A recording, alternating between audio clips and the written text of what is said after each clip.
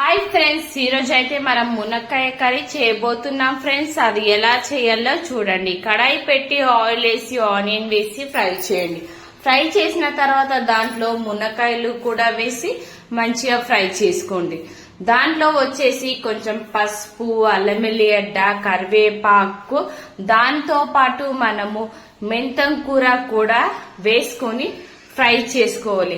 అవి మంచిగా 2-3 నిమిషాలు ఫ్రై చేసుకున్న తర్వాత ఒక టమాటా వేసి ఆ టమాటా ఉడికేంత వరకు ఉడకనివ్వాలి.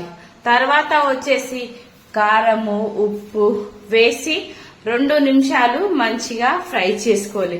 అది ఫ్రై అయిన తర్వాత 1 గ్లాస్ వాటర్ పోసుకొని దాని దగ్గరికి వచ్చేంత వరకు ఉడికించుకోవాలి.